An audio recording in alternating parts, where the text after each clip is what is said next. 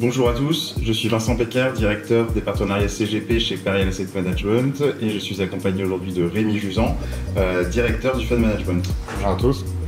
Nous faisons cette vidéo aujourd'hui pour vous parler du marché immobilier au lendemain de la première annonce de baisse de taux de la part de la Banque Centrale Européenne. Donc Rémi, on sort de 12-18 mois de baisse du marché immobilier.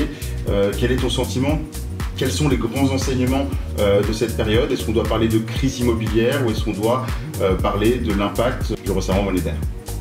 Alors effectivement, c'est indéniable, les valeurs immobilières ont baissé sur l'année 2023 et c'est une conséquence de cette évolution des taux directeurs qui a été évidemment assez brutale. On a eu des hausses consécutives en l'espace de plusieurs mois et qui ont eu un impact important sur le marché immobilier et comme tu disais sur les valeurs immobilières. Ceci étant, est-ce qu'on peut aujourd'hui parler de crise immobilière? Je ne le crois pas parce que finalement la mécanique immobilière, à savoir un locataire qui paie son loyer et après nous en tant que société de gestion distribuer le revenu de ses loyers, ses dividendes à nos locataires, ceci a été tout à fait normal, hein. On n'a pas eu aucune crise dans ce sens-là. Et donc je pense que là-dessus, clairement, on ne peut pas parler de crise immobilière puisque on a pu passer les indexations, on a eu nos revenus et on a distribué nos dividendes. Donc c'est uniquement une crise sur les valeurs qui a été due et entraînée par ces hausses de taux directeurs.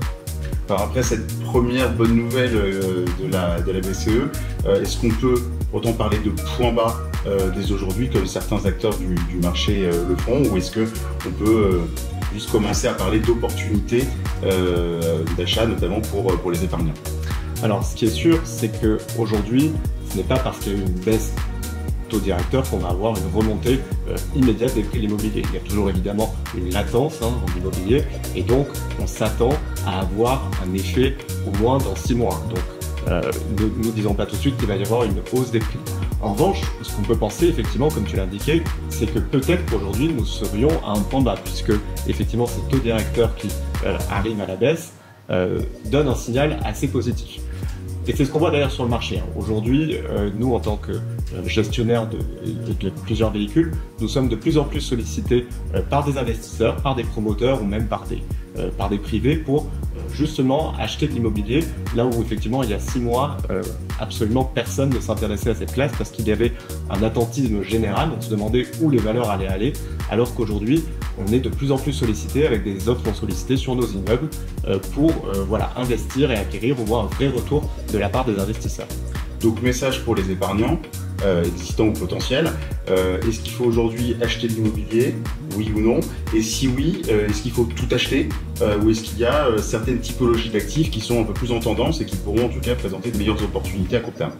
Alors effectivement, on l'a vu, les investisseurs professionnels reviennent sur le marché et donc je crois que pour les épargnants aussi, effectivement, c'est quelque chose qui va suivre, puisque on sait que les investisseurs professionnels ont un petit temps d'avance sur les épargnants.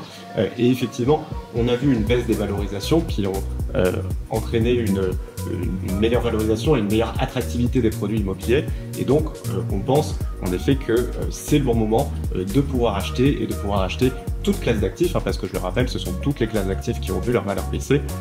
Et donc, on voit de l'appétit sur les bureaux, sur les commerces, ils commencent aujourd'hui un petit peu à voir leur valorisation s'apprécier, évidemment sur les hôtels parce que les performances hôtelières ont été excellentes en 2023 et 2024, donc on a des valorisations de plus en plus soutenues et de plus en plus d'appétit d'investisseurs. Donc si je comprends bien, c'est les stratégies diversifiées qui sont les plus adaptées à cette nouvelle donne de marché. Dans notre gamme de fonds SCPI, quels sont les SCPI qui sont pour toi les plus intéressantes aujourd'hui pour un épargnant qui voudrait se positionner? Alors effectivement, la diversification reste le maître mot.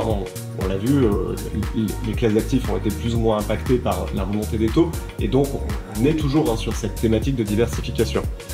Chez Perial, nous avons 2 produits qui répondent entièrement à cette logique de diversification. Le premier, c'est PFO, qui a été créé justement en lendemain de crise immobilière des années 90. Et ce qui est intéressant, c'est que PFO elle a été créée en 1998, qui marque le point bas de la crise immobilière, qui a été beaucoup plus lente et beaucoup plus profonde.